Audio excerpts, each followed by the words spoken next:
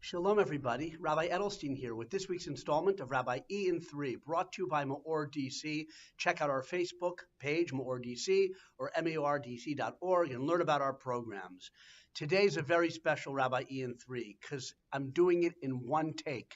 I'm sharing that with you now because it's late in the day. Shabbos is coming. I have to go. There's no time for multiple takes. And like some great musician, as it were, who's such an experience, they get in the studio and they say, let's do this, man, in one take.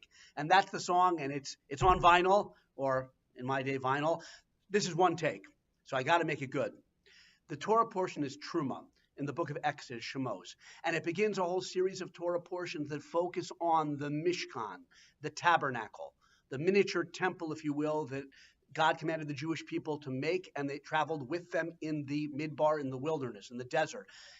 It was an amazing work of architecture, a work of construction, and every detail is painstakingly laid out in the Torah.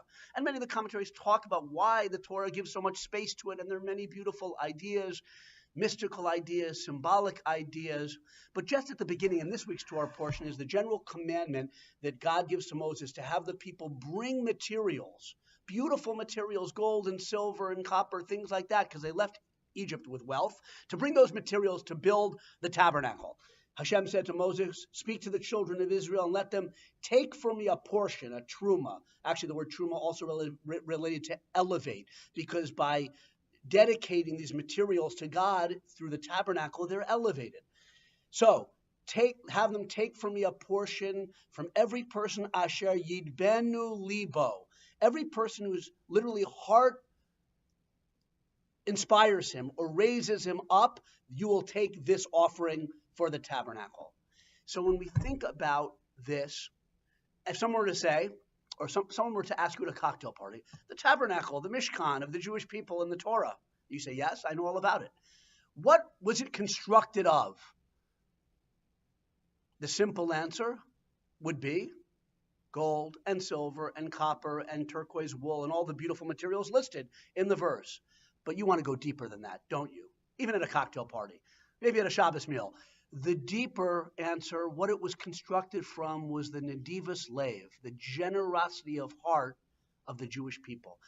The generous spirit that wanted to connect to God, that was excited to carry out the covenant between us and God, excited to construct this Mishkan in which, if done properly, and I mean properly, not just the letter of the law, but especially with that generosity and alacrity of spirit, if done properly, Hashem's Shekhinah, the divine presence, would rest on the tabernacle, as it indeed did.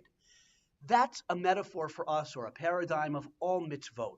Mitzvot, many of them, most of them are physical details, and you have to do it a certain way, and that's very important in halacha. Jewish law is the structure of our deeds. But it's really built, the mitzvah is built on the inside from the generosity of heart, the desire to give of ourselves and connect to God. And when we do mitzvot with that spirit, the presence of Hashem, not quite as openly perhaps as in the tabernacle, but it will rest on our mitzvah deeds, so to speak, and certainly in our heart.